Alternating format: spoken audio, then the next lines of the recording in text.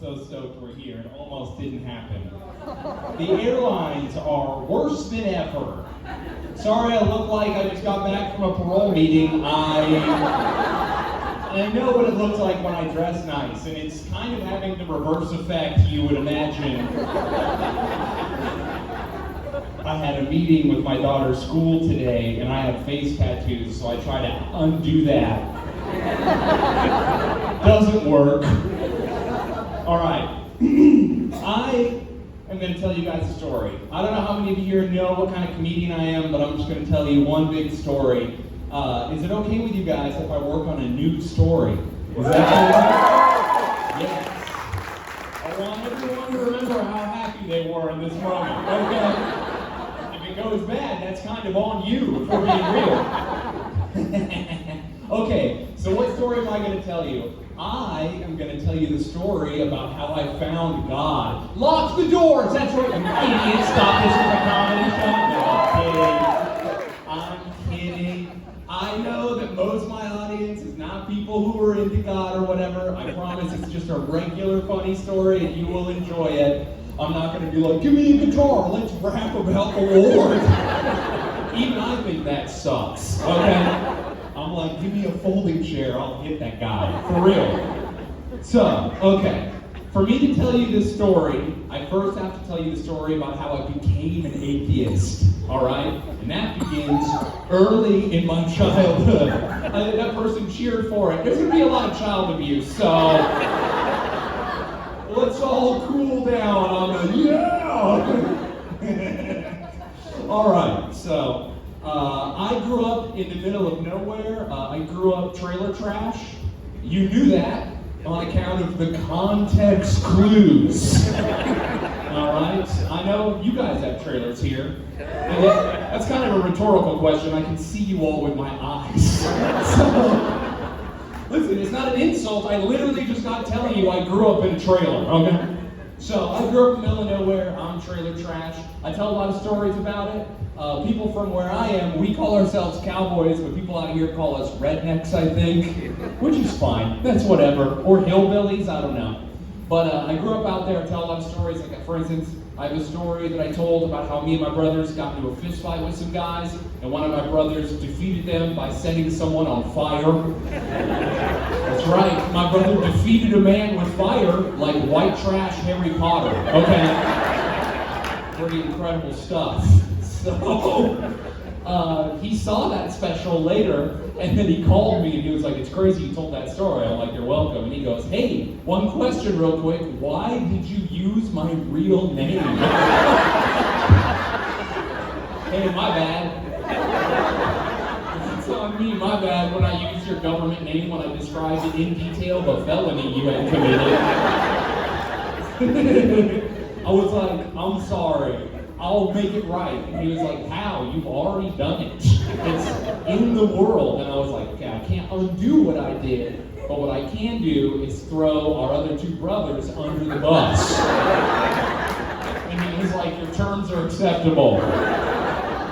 So I'm going to tell you a story real quick about my brother Jeff to illustrate several points, all right? So I grew up in the middle of nowhere, Utah, one of the most rural places in the country, like a 3.5-hour drive from a stoplight. Okay, so very small. We didn't even have a grocery store. We had a trading outpost. All right, you could get groceries and a gun. It was like Walmart in the '90s. It was crazy. So I guess you could get a gun in Walmart in the South, actually, huh? Hell yeah, America. So anyway, let's go. So anyway, I grew up out in the middle of nowhere. When you grow up in a very small town, everyone does everything together, no matter their age group, all right? And so, I'm an Irish triplet. How many people here know what that is? That means I did a show for a Catholic church recently, and they needed no explanation. A Catholic triplet means my older brother is less than a year older than me, and my younger brother is less than a year younger than me. We are, bam, bam, bam. We are all the same age, basically. And then my youngest brother is 5 years younger than us. So anyway, we ended up going to this thing my town used to do where everyone in the county would get together in one place like maybe twice a year, and we would do something called Fight Club.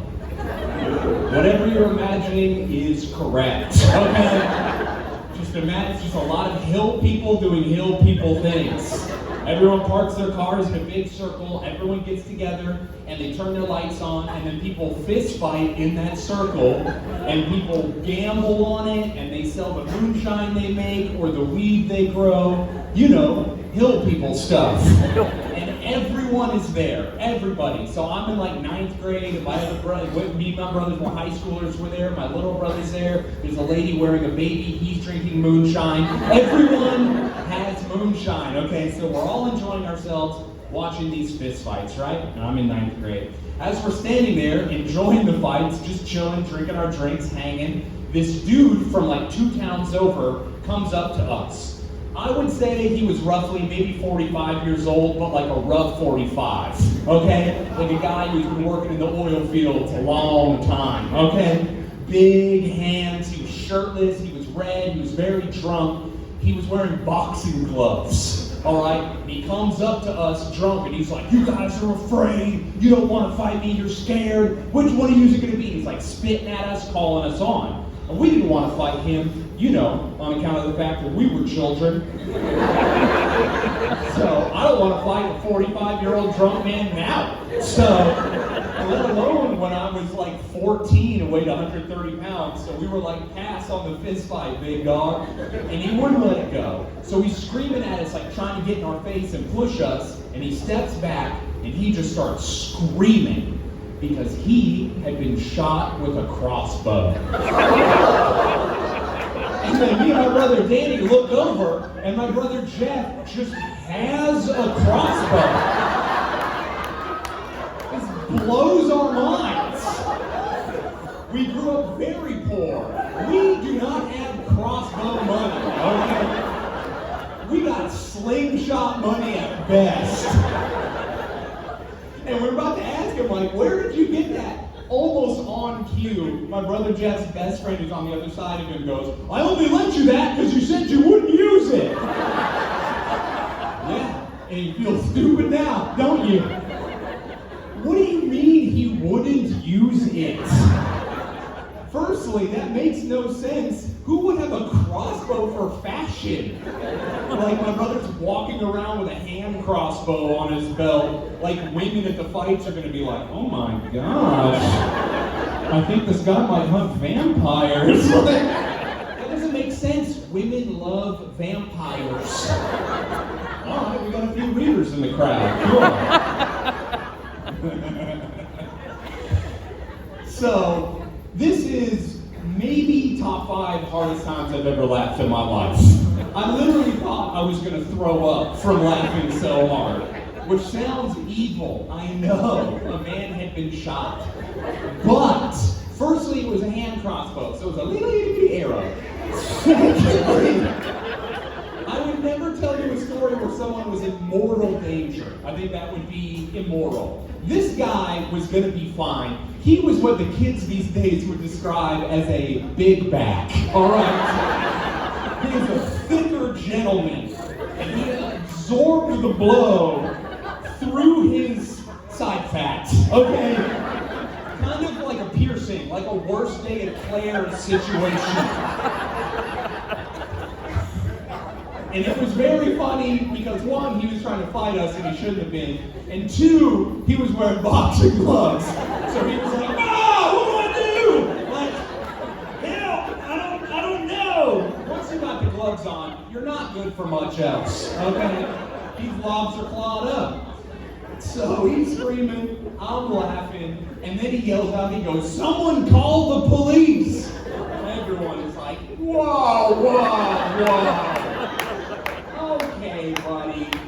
Firstly, what do you mean call the police? Do you even know where you are? There was a deputy fighting in the rain right then. His gun belt was still on. And what do you mean call the police? We're in one of the tiniest places in America. What are you going to call the sheriff and then what? Hi, yeah, sheriff.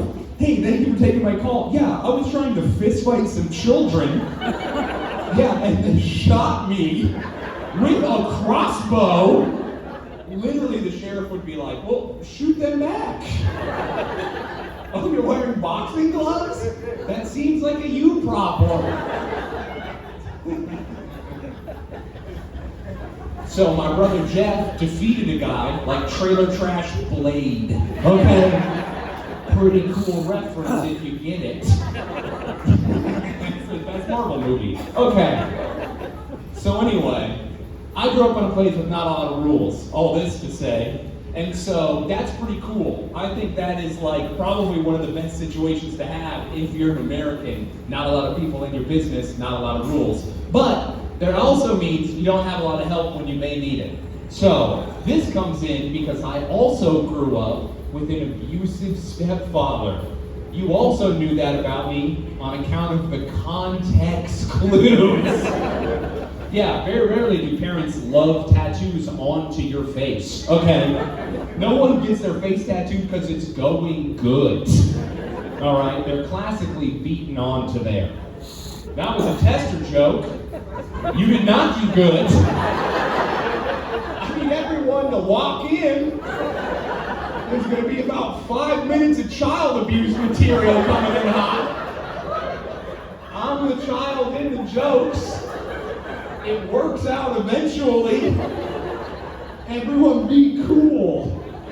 Remember in the beginning when you were like, yeah, tell the new story. There's one person's like, I hope there's not a lot of child abuse.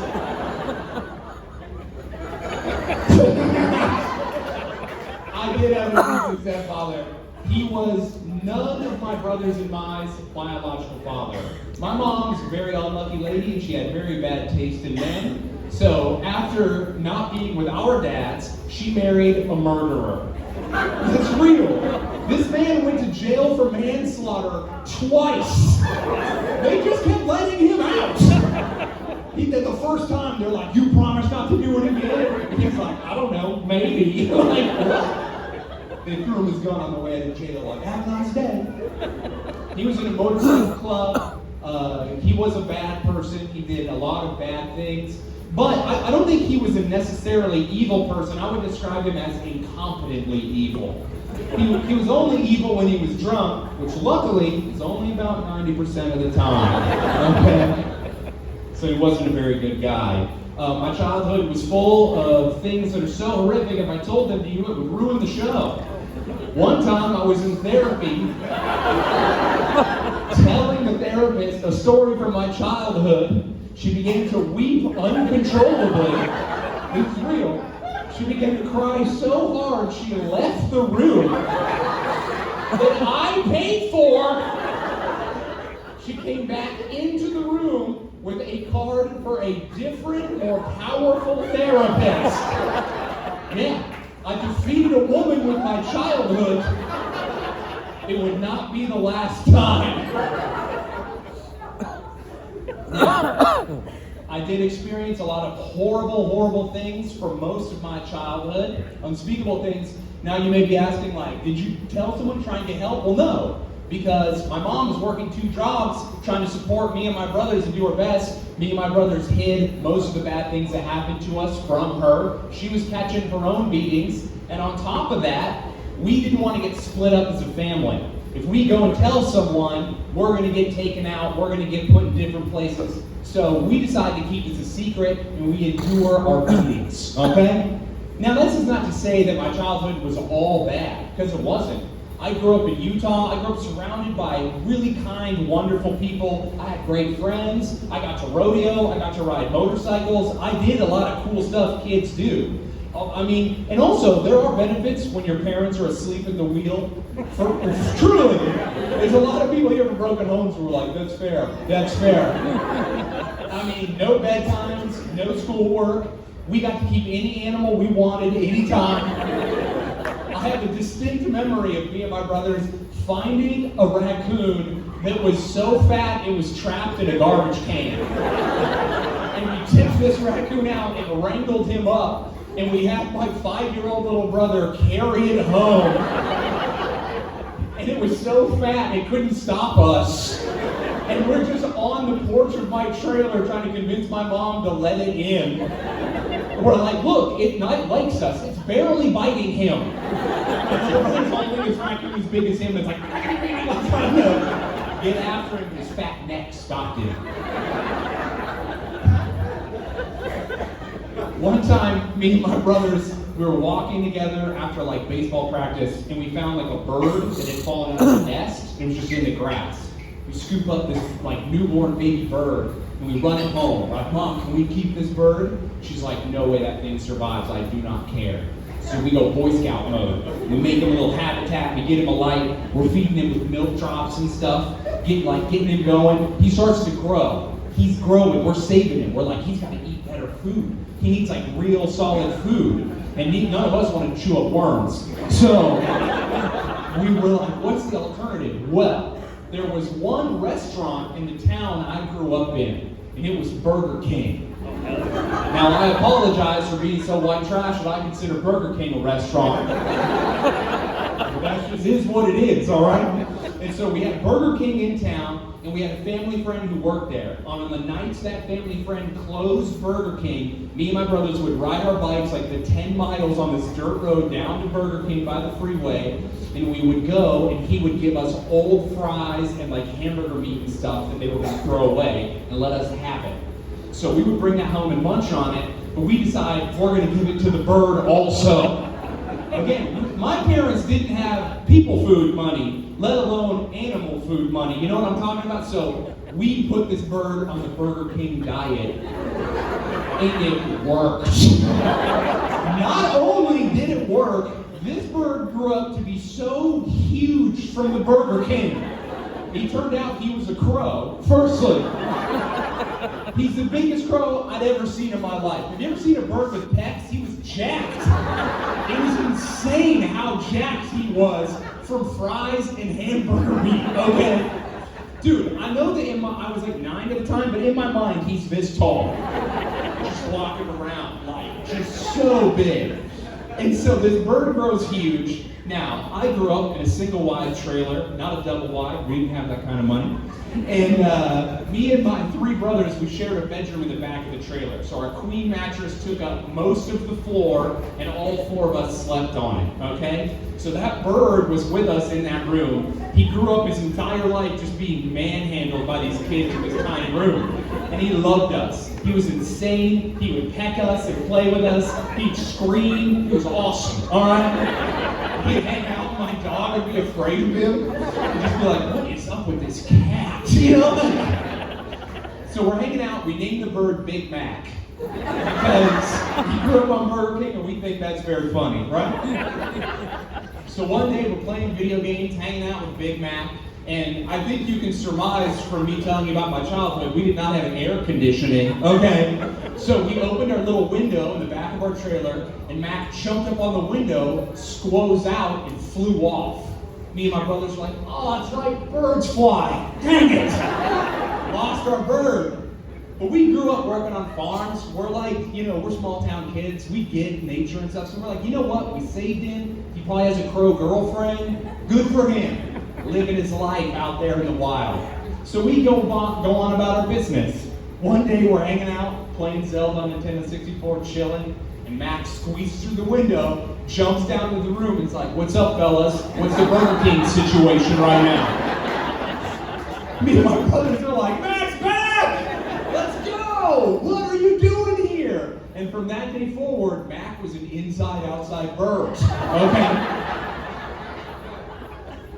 We would literally see him in public and we'd be like, that's our bird. That's ours. We'd be at like Little League baseball practice and I'd be like, that's my bird right there. And the coach was like, the gigantic, terrifying one? And I'd be like, yeah, he's strong from Burger King. Which in retrospect, because I've coached Little League, is so scary. Can you imagine you're like a grown man, some little kid's like, that's my bird, and it's the most ominous, pitch black, nasty bird you've ever seen, and you're like, the scary one? He goes, yeah, he's strong from eating meat. You'd be like, get away from me, actually. All right. So life continues, Matt comes and goes, we're living our lives, and through some illicit black market playground deals, we get a bunch of Pokemon cards, and we trade up so that we can trade for a snowball hamster from one of the kids in class, all right? Yeah, it's gonna happen, but everyone be chill. Oh my gosh, so many negative faces in the crowd. Relax. Okay, so we get this tiny little snowball hamster named Sam. We bring him home, and again, we do not have hamster food money. Sam is on the Burger King diet, okay? Also, we don't even have a cage for him. We just have him freestyle in our house. We just got a loose rodent hanging out. Sam becomes the happiest, fattest hamster you could literally imagine. Imagine a beanbag with a little hamster face and hands. That was him. He would just waddle around. He was so chill, you could just pick him up and put him on your chest and play video games, and he would like lounge out and be like, keep the fries coming, I don't care. He was so cool. So, it's about Christmas time. Now, I grew up in a single wide trailer. We did not have room for a tree or interest in having a tree. So one of my friends from school is like, I have a real tree in my house and there's a train around it. Me and all my brothers are like, we're coming over to see your tree tonight. So we go over like in the afternoon or whatever, and we're standing around this Christmas tree and this train like 4 old men looking at a classic car. We're like, yep, this is crazy, you know? We're looking at it, and the train is going around the tree, and my brother looks at my friend and he goes, hey, can we put our hamster in your train? And my buddy's like, yeah, man, go home and get him. And my brother's like, no need. Pocket hamster. That's right, that's how we roll. So my brother puts the hamster in the train, and we start the train back up, and Sam just chills. He doesn't freak out, he doesn't try to run off, he just vibes out and conducts the train. Me and my brothers and my friend are like, this is the best day of our lives. What else does he know how to do that we don't know that he knows how to do? And then my buddy's like, I have an RC car. Do you think he would like that? We're about to find out! Get it! So my friend gets his RC car, we pop the top off, and we create a little cockpit out of cardboard with like a dome on it. And we put him in there, and then we push some fries in there. Yeah, we also have pocket fries. And Sam is chilling, and we start to drive him around the neighborhood. We're zipping around, and he is vibing. He does not care. He likes it. I don't know. I can't be sure, but he's chilling, right? And this is like early 2000s, so at this point, other neighborhood kids are just showing up, and they're like, we heard there's a hamster in a car situation happening over here.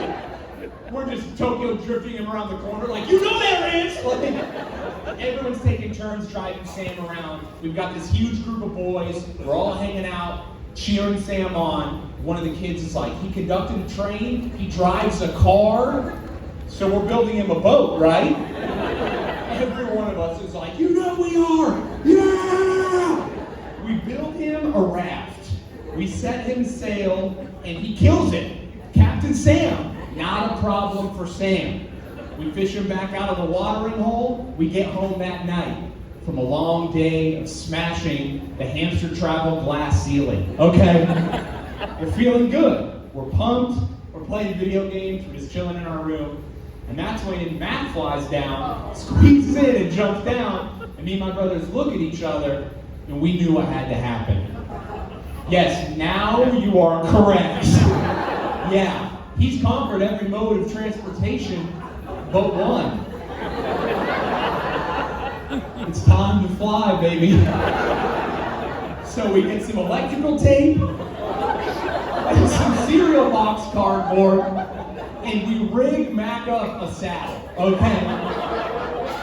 Mac is jacked from Burger King.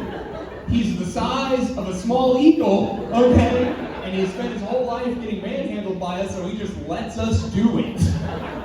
He's wearing the saddle. We put a little dome on it, we like tape it down, we get Sam in there, we give him some fries, and we stand back, and Mac doesn't even care. He's like, not a problem, actually. Like, just walking around, and we're like, it's working. My brother Jeff grabs Mac, stands in the back of our room, and floats Mac up, and Mac glides down to the other side of the room, and we lose it. Sam is flying, okay? We have a Dragon Rider situation in the trailer, okay?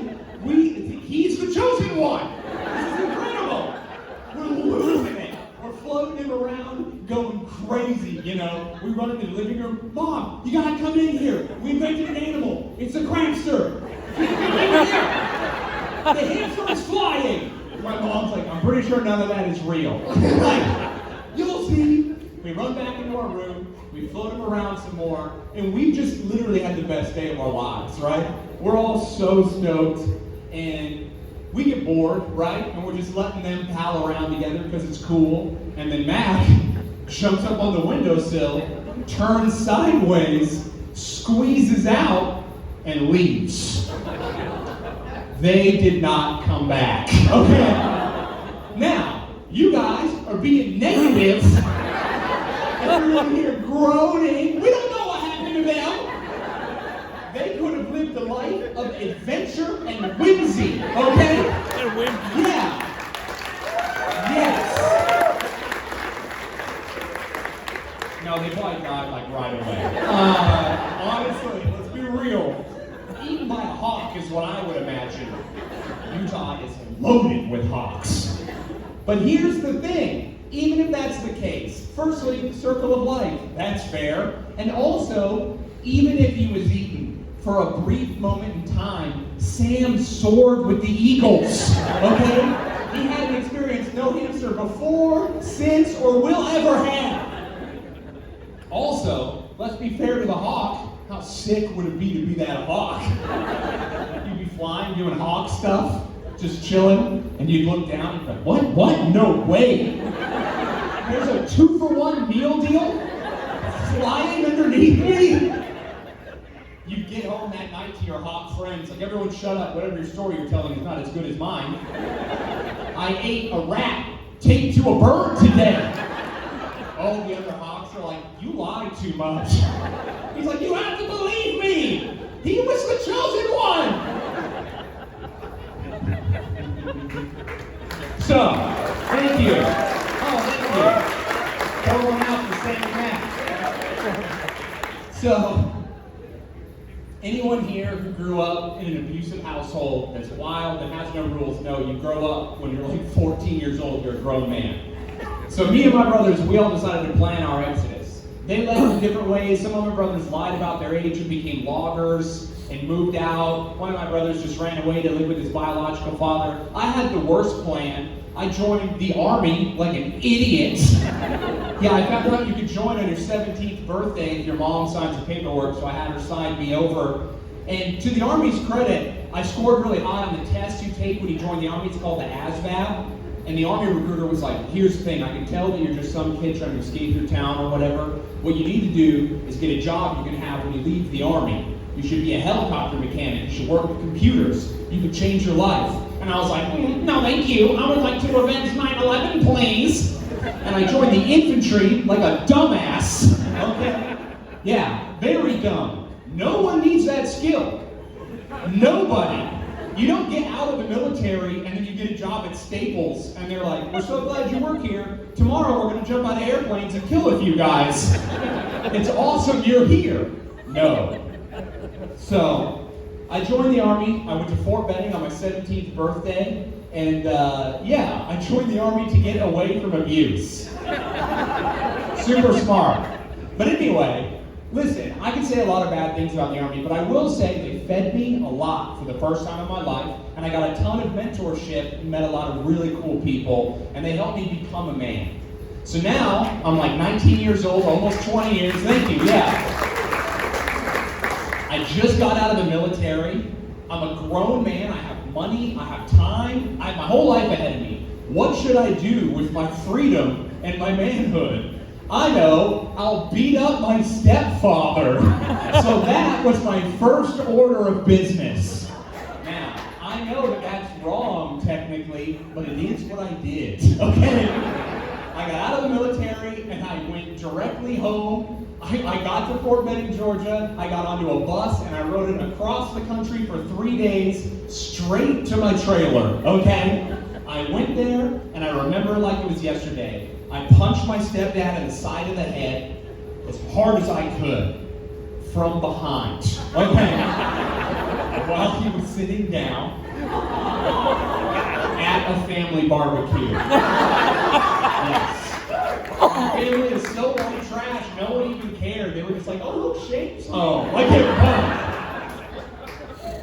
And I hit him, wham! And he rocked out of the chair, and he was on the ground, and I just laid into him. An entire childhood of abuse and neglect just coming out all at once. I was just wailing on him UFC style, but there was no referee to stop me. It was just like my grandma watching, like, defend yourself! The boy is beating the hell out of you! Do anything! He's like, I can't, I don't know where I am. So I beat him up, I called my brothers, and we all got back together for the first time in many years. And it turned out that because my mom is Norwegian, we are all much bigger than we were when we were kids. I am the smallest one of my brothers by a significant margin, okay? I am the runt of my family. So me and my huge brothers, all of us together were like, from now on, every time we see you, stepdad, it's on sight. We're gonna beat you up. And he was like, hey, I live with your mom. We were like, we know. And that's what we did. We beat him up a lot. I choked him out at Thanksgiving dinner once. Not great. In front of everybody at the table. I was choking him. He's like, it's not funny. My grandma's there. Defend yourself. The boy is choking you. Do anything. I can't. He's locked in. I can't. So we beat him up a lot. And would you believe that reversing the roles of power and exacting violence upon him and getting revenge for our childhoods didn't do anything to make us feel better or heal us in any way? Wow, it's crazy. Someone should write a book about that. Pretty good. I did that joke in Ohio, and people were like, they should write a book about it. Not a lot of readers out there. Not even counting Monte Cristo? Okay. So yeah, it didn't make us feel better, it didn't heal us. In fact, it made us worse. And then what did we do? Now we're all back together in my town, and we made all the mistakes young men without fathers make, and we ended up, ironically, being in the same motorcycle club as my stepfather, doing the same work that made him a violent alcoholic. Okay? And that is how that goes. Violence begets violence, okay? We became the person we hated. Now I'm gonna yada yada yada over about 5 years of organized crime. But just know it wasn't good, all right? So, to summarize my life up to this point, I am about 27 years old, and my childhood is full of torture and abuse that is literally unimaginable. My young adulthood is full of war. My adulthood is full of full-on crime. My entire life has been rife with violence and abuse and sorrow and watching friends die and being betrayed and watching people fail me and watching people get hurt and seeing all the evil things the world has to offer. Not only was I an atheist, I hated God. I was antithetical to religion. At this point in my life, I literally wouldn't even step into a church out of principle. I hated God. If he was real, I wanted nothing to do with him. I was pretty angry.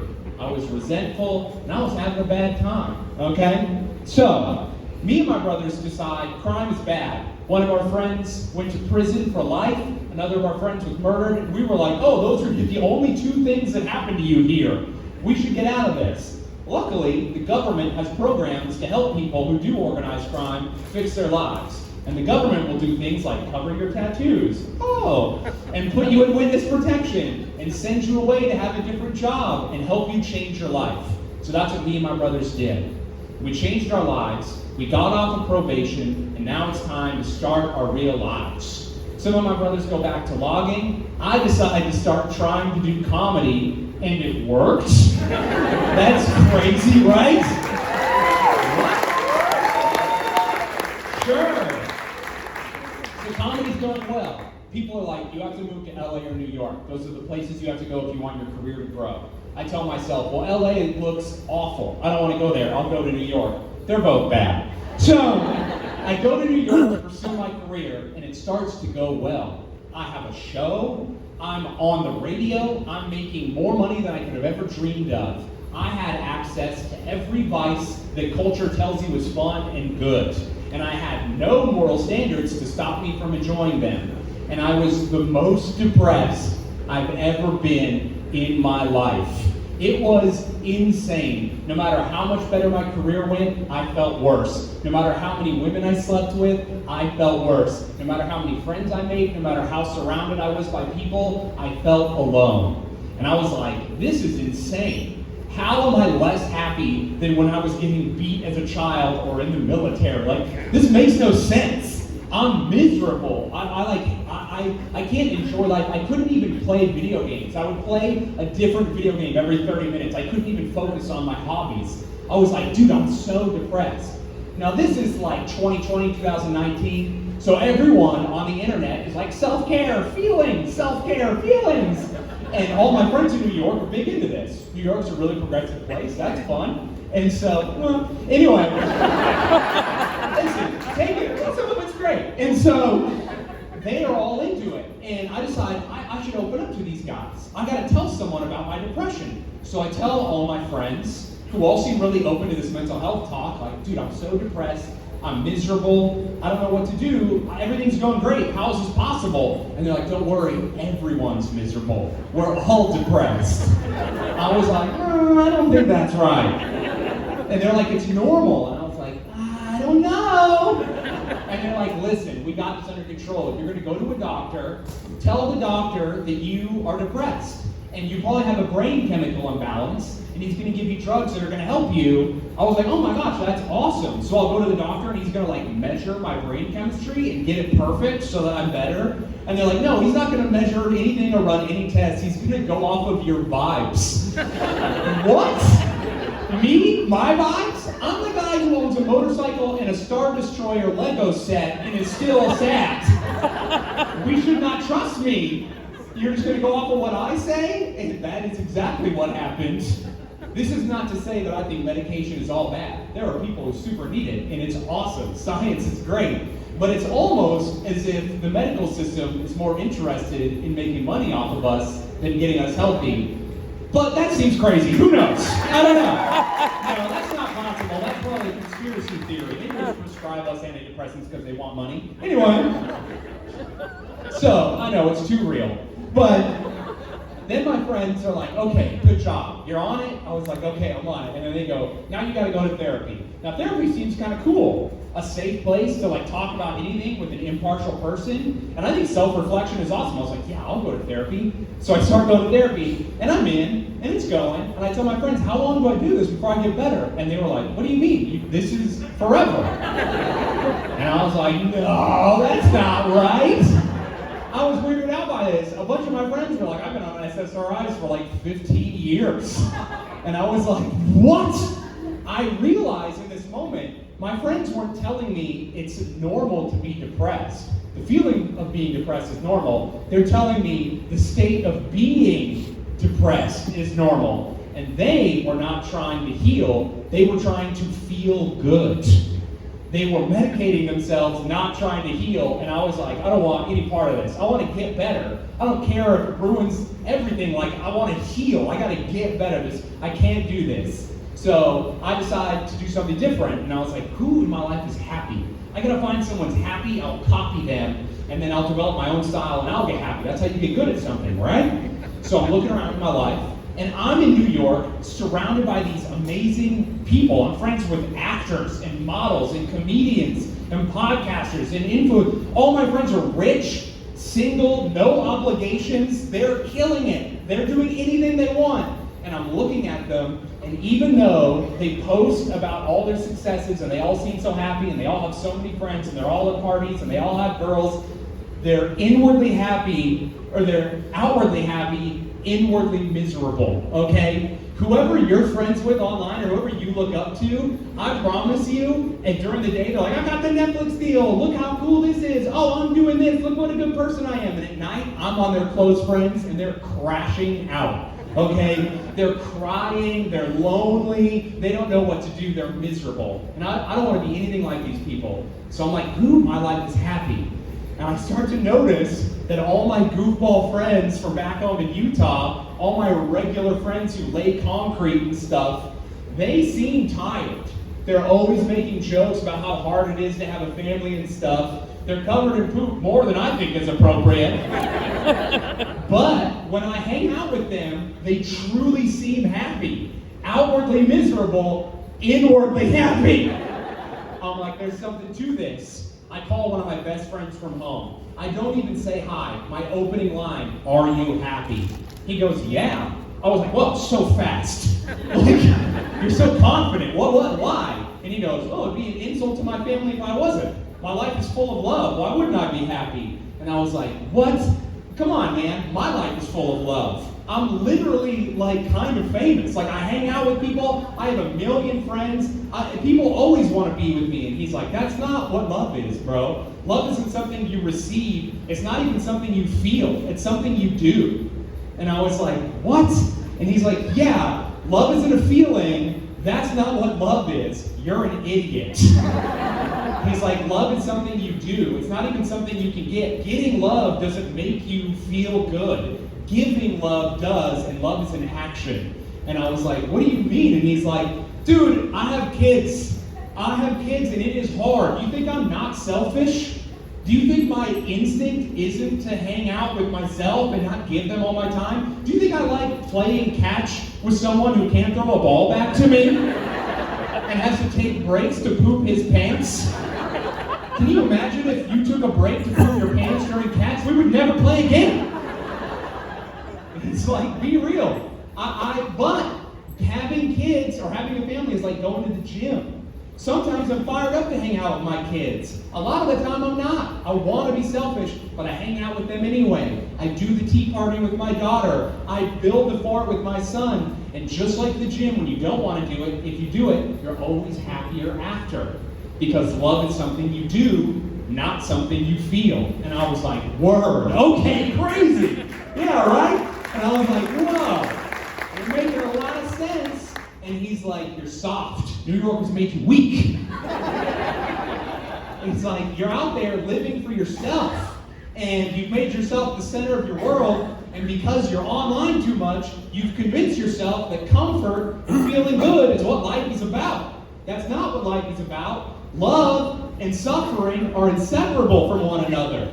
They go together. You cannot have one without the other. Comfort is absent of suffering. Therefore, there is no love and comfort. You're an idiot. Come home and get to work. And I was like, all right, you're right. And so I quit my job. I lost a lot of money. And I decided I wanted to be happy. I was going to try and do what my friends said. And I also decided at this point that I was going to start being honest with myself. Because I had made myself like the center of my world. And then when you do that and you're all about self-care, all the things you say you're going to do are optional to how you feel. If I tell all my friends I'm going to go out one night, but I feel anxious, I go, hey guys, I feel anxious, I'm going to stay in and do self-care. They encourage me to stay in. But now no one is holding anyone accountable for their word. You're teaching yourself that you're a liar. And now you don't trust yourself, which makes you isolated. And you don't even know you don't trust yourself. So I'm like, okay, I got to follow through with everything I say, and I move home, and I follow my friend's advice, and I start doing love instead of trying to feel it. And it starts working, which is very annoying. Dude, when someone gives you practical, regular advice and it works, it makes you want to kill them.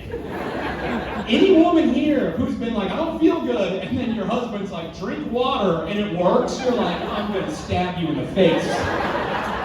Truly. Oh, I'm sad. Work out. And then you go on a run and you're like, it works. I hate you, actually. I don't know why. It's just how it is. So I do this and it starts working, right? My life is getting better. I'm starting to feel better. I stopped taking meds. I'm still going to therapy because therapy can be pretty cool. So I'm doing it. Everything's going great. Now I'm hanging out with my grandpa a lot. Now, he is the most important man in my life. Hands down. The only adult through my whole childhood who treated me and my brothers fairly, always loved us, never forgot our birthdays, always kind. I'm hanging out with him, and he dies, right? Now, I see everyone's faces, they're like, oh, something's going good in the story, and then he died. He was 100 years old. It'd be weird if he didn't die. For the last 10 years of his life, every time I'd see him, I'd be like, "How's it going, Grandpa?" And he'd be like, "Death won't take me." And then I'd have to awkwardly come into his room and be like, "Well, sorry you didn't die, Grandpa. Do you want to watch Jeopardy?" And he'd be like, "Yeah." So he dies. My grandpa is a Swiss immigrant who's Catholic, all right? He is hardcore in Jesus. So he dies literally so bravely and so well, he was annoyed that it was taking so long. The day he was gonna die, he was like, "Come on, let's go, I'm trying to see my wife." That's how confident he was. He was hardcore. So he dies so bravely and so well that I can't be sad about it. I miss him, and I'm sad that I miss him, but there was no weird grieving. He wasn't unfairly taken. He was a badass. And I was like, "Oh, okay." So I continue to live my life, and then I start to have these crazy dreams. Now, in these dreams, I'm standing in a church, and it's this big cement building with the stained glass windows and everything. And this is crazy for a couple of reasons. First reason, I'm not a big dreams guy. Normally, I have nightmares. I count all that stuff I told you about my life. The second reason is I don't like churches. I don't go in them. I don't like God. So it's weird that I'm in one. And I keep having this dream. It's recurring.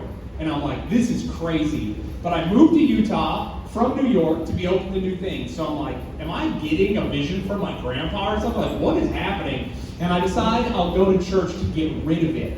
But here's my plan. I'm going to be a stinker about it, okay? Because again, I'm a hardcore atheist, so I was like, here's what I'll do. I go to the gym on Wednesday afternoons. I'll show up to church Wednesday afternoon at noon, and I'll be in my gym clothes, and I'll try to open the door, and it'll be locked, and I'll be like, "Sorry, Grandpa, I tried," and I'll bail out, and I'll have defeated the dreams. So I go to church at noon on a Wednesday, and I go to open the door, and it just goes wide open. And I was like, "Oh no!" Because again, I don't lie to myself anymore. I've committed to this, so I have to go in. I'm like, "No way!" It was a Catholic church. They're open all the time. So I walk in, and I'm literally feel like I'm gonna burst into flames. Okay? Not only do I feel like I shouldn't be there, but I'm also wearing basketball shorts and a Looney Tunes t-shirt. All right? I have my face tattooed. I don't know anything about these people. I'm like, I'm going to terrify them. And I'm awkward. Also, I had to fart so bad. And I knew if I left the building to fart, I would not return. So I was lock it in, So I'm squeezing in. And I look to my right, and there's all these people in there praying. There's all these women knelt down in these pews, and they're wearing veils, and it's lit by candles, and there's this music, it's very beautiful. And I'm like, I'm gonna ruin this for them. They're gonna see me, and I'm gonna be like, "I'm not here to rob you. I'm just hanging out, just a regular weird guy." That was how I felt. So I go in and I try to sneak in without anyone seeing me. So I sneak into the very back pew, and I'm creeping along, trying to be quiet. And I see that all these people are kneeling. So I was like, I guess I'll kneel. I don't know what I'm doing. And there's this little thing in a Catholic pew that you can kneel on, and I go to put it down, and it slams on the ground. Loudest sound you've ever heard in your life. It's crazy I didn't fart in that moment, honestly. I kneel down, and I'm 30-something years old, and I realize I've never prayed in my entire life. Not one time. Ever. And I'm I don't even know what I'm doing. What do I do? Everyone's got their hands together, okay. And I realized, I don't know what to say. And then I'm trying to think about prayer, and I'm well, I see people do it in movies. They usually just talk to God like he's a guy chilling. So I was that's what I'll do. I'll just talk. So I didn't know that I could just do it in my head. I thought I had to do it out loud. Anyone here who is secular or not religious, imagine praying in front of people, how much it would make your skin crawl. It is such a vulnerable thing to pray out loud in front of people. It's so cringy if you're not used to it. And I think it truly speaks to the power of prayer, but it's also just this wild social thing. And I didn't know, so I'm trying to whisper. I'm like, and my opening move was, hey God, what's up? That's it. That was my opening move. Like 20 years of militant atheism, and my opening move was like, sup, playa, it's me. Like, and so I'm like, what do I even say to you? Like, are you real? Like, is my grandma up there? Is, like, what's the deal with the earth? And you made everything? Why does a platypus look like that? That's too many things. He's a mammal, and he lays eggs, and they're poisonous with a duckbill. Stop. Like, I'm talking to God, and I'm running out of things to say, and I'm thinking about, like, why does my child look like that? I'm asking him all these serious questions, and I look over, and there's this big tapestry on the wall of this lady, and I don't know anything about Christianity. Again, I don't like church, and I was like, pretty cool lady, nice painting. I didn't realize that was Mary, the mother of God, the Theotokos. And so I see her, I'm like, oh, pretty cool, and I look forward, and this is when it happens. Now, many of you are going to roll your eyes and think it's silly, but listen, it's my story. Just listen to it as a cultural moment, okay? This happened to me. I was in the pew, I looked at the lady, I looked forward, and everything went white, like I was in the Matrix. Like it was a permanent expanse in every direction except for me in the pew, okay? And I was so scared. I was lucid enough to be like, run away right now. Escape this place. You have to fart. Go. Like, I was scared. But then there was this, there was also this part of me that was calm. So I ended up doing the white person in a horror movie thing where I was like, well, I'm going to see what happens, actually. I'm going to ride this out and see what happens. So I'm sitting there in the pew, and I'm literally like gripping the pew. Like, what? Do I run? And there she was, right in front of me. The lady from the painting was just standing in front of me. And this insane feeling washed over me. I grew up with a mom-dad. My mom taught me how to rodeo, how to ride a motorcycle, how to fist fight. My mom did not teach me motherly love. She wasn't big on kissing us goodnight. One time, I was running and I slipped on ice and I was in like 2nd grade and my mom said, just fall, you look gay. What? Mom, I'm a child. My mom's not big on motherly love. So I'm in this pew and I'm just being washed over with like pure, unadulterated motherly love. It's insane. I literally can't explain it. It just washes over me and I'm so calm. And I'm just there in this moment feeling so good. And she reached out and she just touched me on the shoulder and she was gone. And I was in the pew by myself again with everyone else in the church.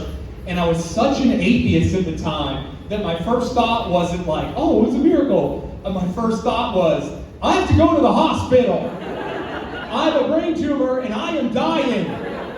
My second thought was, I drank 2 Monster Energy drinks during my workout. What are they putting in those monsters? We gotta figure out what's going on. I was like, escape now. And I just got up and I sprinted out of that place. I was out of there. I went home and I felt weird. I felt like this weird peacefulness over me, but I was also like, I should be scared. And I Googled it to try and figure out who it was. I'm like, that's Mary. And I was so confused. And one more detail about this is when she disappeared and I was sitting there, where I was looking, directly where I was looking was Jesus on the cross. And it was this incredibly powerful moment. And I couldn't stop thinking about Jesus on the cross. And I was like, I guess I'll read a Bible. I read the Bible. I go to church. I decide, I guess I'm Christian now. This is insane. So I start being Christian. But I'm in Utah, I'm not making very much money, I get a call from New York. We have a job for you, you want to come down here and write? I was like, I want the money, I'm there. I go straight back to Utah, or New York. I'm working in New York, but now I'm hanging out with all my old friends. All my old comedy friends who are filthy, wild maniacs, all my punk rock and hardcore friends, all my metal friends. All these people who, like me, I used to hate religion, they do not like it, okay? And I'm hanging out with them and I'm hiding that I'm Christian and I'm starting to get like a conscience about this, like I'm guilty. And I'm like, I gotta tell them. But I don't want to tell them one at a time, that's insane. So I gather them all together in one place so I can come out to them as Catholic.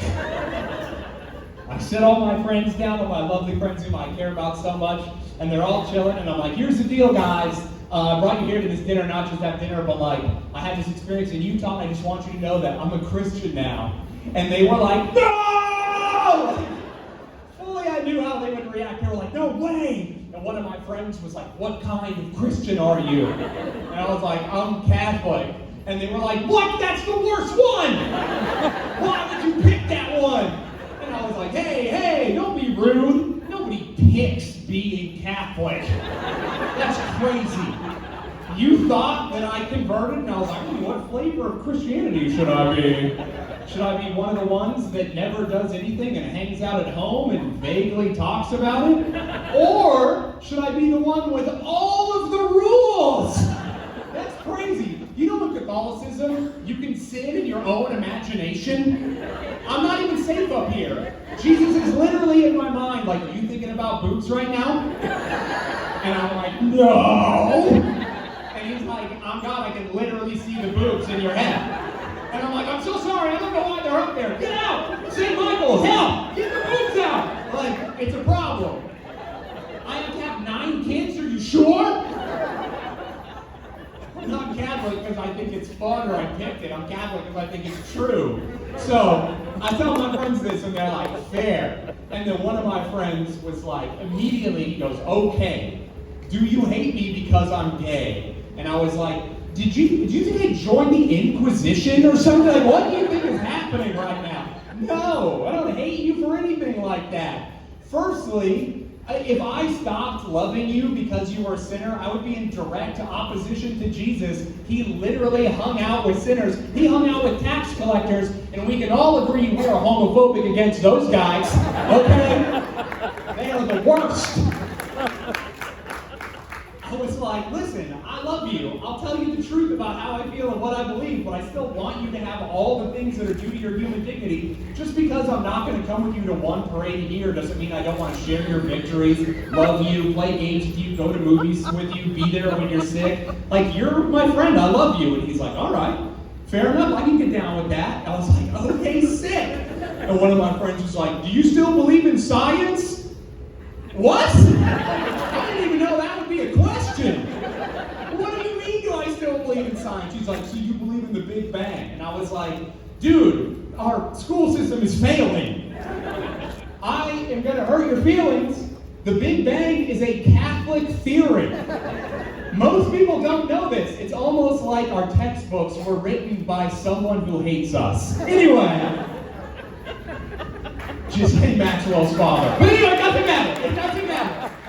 Listen, a priest named Father Lemaitre from Belgium is the guy who discovered the Big Bang, okay? He named it the primeval atom. The reason we call it the Big Bang is because other scientists made fun of him and they were like, oh, the primeval atom, you mean the Big Bang you discovered? That's a term of deridement, like they don't like him. That's an insult to him because it insinuates God's existence. The reason we believe in the Big Bang is because that priest teamed up with a guy you may have heard of, Albert Einstein, okay? And they got together and they worked out that it is probably true, and then it was proved by the Hubble Space Telescope discovering background radiation. The reason the Big Bang insinuates God is because space, time, and matter, the 3 things that make up our universe, can't exist separate from each other. They all have to exist at one time together. The Big Bang says the universe is moving out from one single point in the universe. That means the universe had a start. That means something outside of space, time, and matter started the universe. If you can think of anything that might exist outside of space and time that's intelligent, will you let me know about it?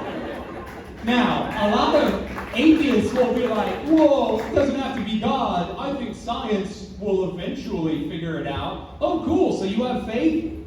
Seems like we're doing the same thing, big God. All right. So I tell my friends that, and they're like, all right, we are too stupid for this. I was like, fair enough. They're like, all right, cool, so you're a science guy. And then one of them was like, you're going to be bad at being Christian. You're going to be like a hypocrite. Do you want to be like another Christian hypocrite who tells people how to live and like can't do it good? And I was like, firstly, I think you're fundamentally misunderstanding the Christian life. That telling someone that they can't encourage people to do better when they suck at it doesn't make sense. That would be like if you were down on your 75-year-old basketball coach, Mr. Wilson, because if you 1v1 him, his hip will explode. Like, he's still allowed to encourage you to be better even though he sucks now. Like, it's about striving. It's about doing your best, not about being perfect. That's what the forgiveness thing is all about. The thing you hate about Christian hypocrites is if, like, Mr. Wilson, the basketball coach, went to a hockey game with a sign that said all the hockey players were going to go to hell, okay? And then he was like, you guys suck at basketball. You're traveling. You can't dunk. And the hockey players were like, we don't know who you are. Instead of him telling the hockey players how cool basketball is. So I was like, you hate a different group of people. I'm not doing that. My friends were like, all right. So we all decided to be friends, and I'm still friends with them to this day. And it was a very beautiful moment. And I was like, wow, I told my hardcore atheist friends I'm Christian and they still love me. I should tell more people.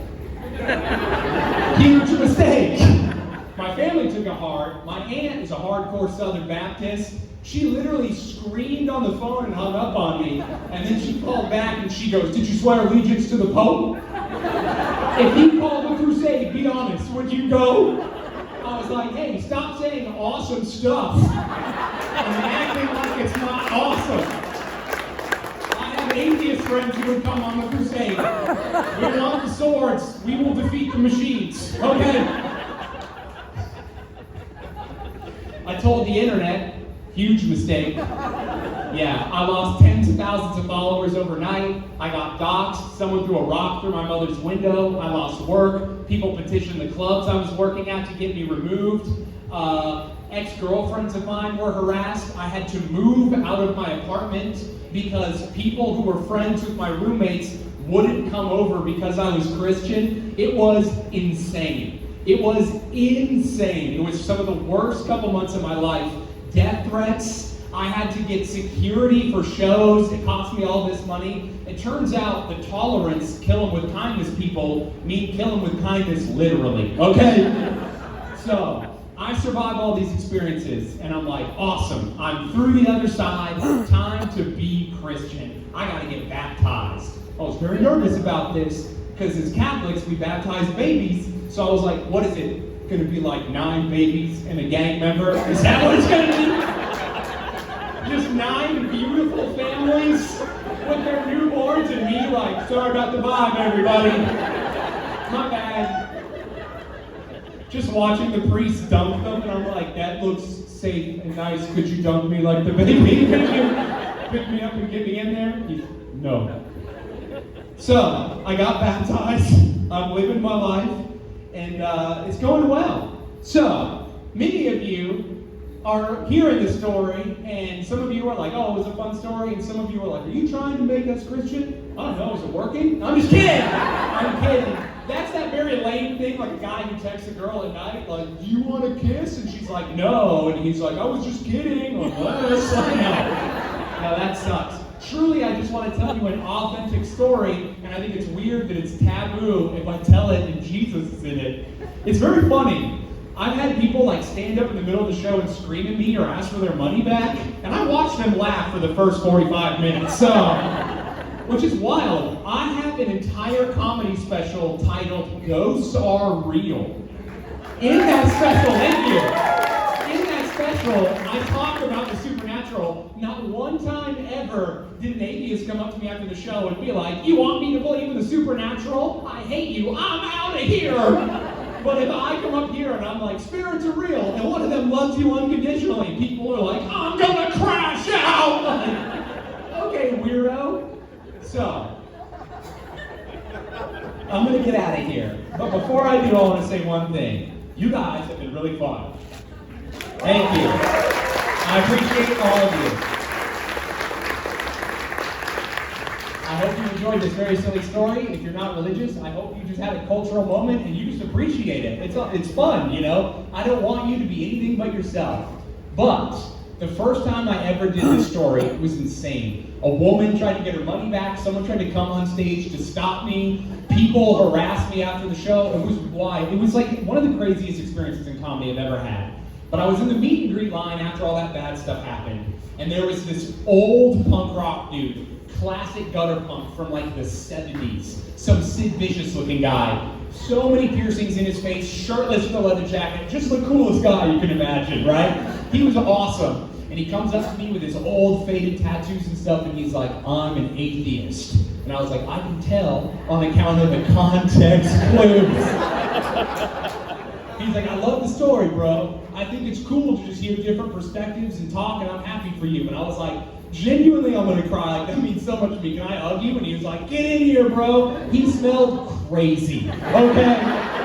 But he's very sweet, so we get this big hug, and he stops hugging me, and all this jewelry in his face is jingling. And he goes, can I ask you a question? I ask Christians, and I was like, please do. And he goes, I ask every Christian I meet that I like am friendly with. And I was like, oh, I'm excited. And he goes, what do you want to happen when you get to heaven? And I was like, wow, really good question. We usually don't think about the specifics of that. And I thought about it, and then I just answered him off the cuff. And how I answered kind of summarizes how I feel about my Christian life. So I looked at him and I said, when I get to heaven, I want the first person to see there to be my stepfather. I want him to be there, and I'm like, I'm so glad you made it. God's mercy is infinite. I love you. I know that you were in pain too, and I just want you to know that instead of being resentful, I focused on the gifts my suffering gave me instead of the resentment, and I'm glad you're here. And then we hug each other, and then Sam and Mac fly down.